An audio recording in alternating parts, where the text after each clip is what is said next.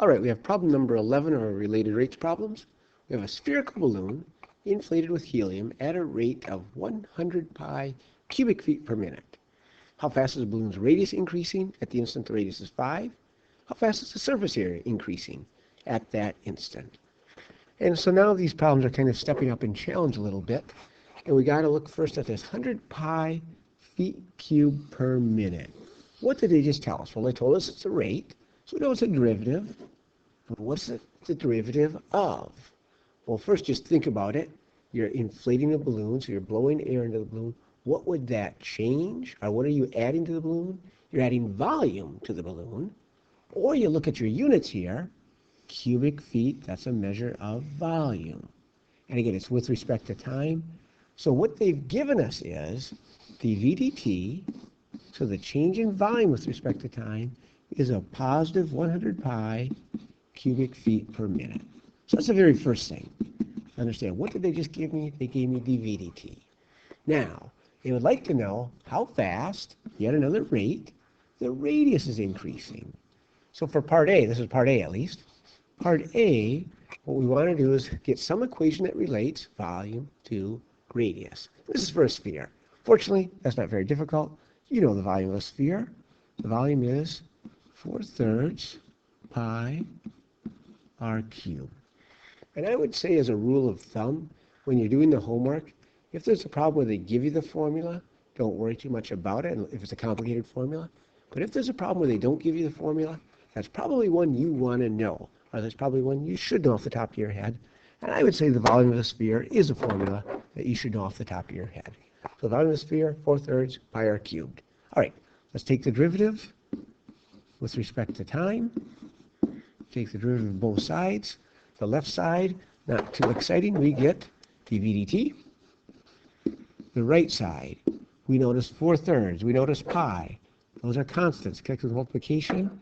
Those factor through, so 4/3 pi. R is my variable, I bring down the power.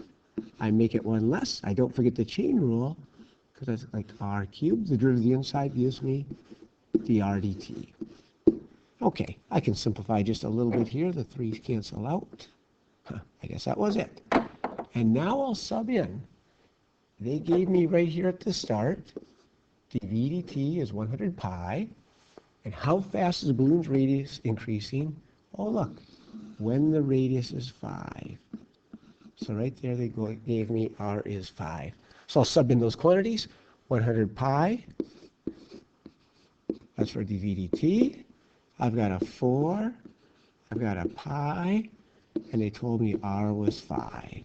So 5 squared, and now I can find dr dt.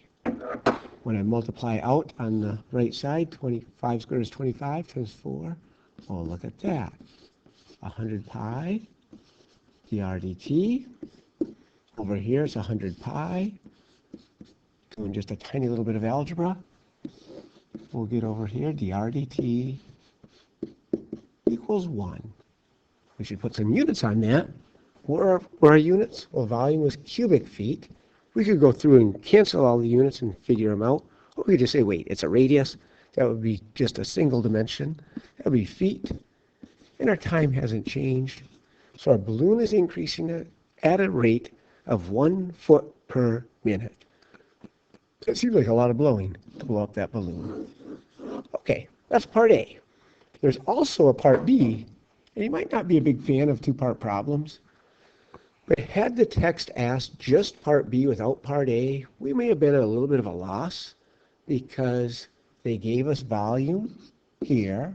They now want surface area, and it's a little bit tricky maybe to find out how does volume relate to surface area.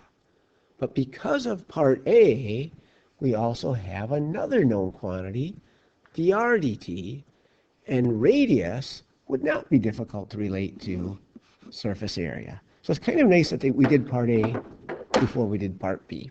Okay, let's do part B. Get a little space here. And again, our question was, how fast is the surface area increasing at that instant? And how fast? We know that how fast, that's a rate, and the surface area. So we want the rate of surface area.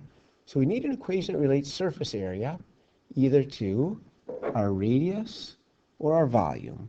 And as I just said before, we got a heck of a lot better chance of going with our radius. So let's do part B. Part B, let's get a formula for the surface area of a sphere. And it turns out, here's our volume. If I take the derivative, I get 4 pi r squared. And that is the surface area of a sphere. All right, and again, that was just to give you a quick way to remember the formula. The formula for the surface area is 4 pi r squared. That derivative did not involve anything in our problem. Now, they wanted the rate of change of surface area. So now I will take the derivative with respect to time. And on the left side, I've got ds dt. The right side, I've got a 4, I've got a pi, both constants, connected with multiplication. They factor through. And r squared, I take the derivative, I get 2r. I don't forget the chain rule. That gives me a dr dt.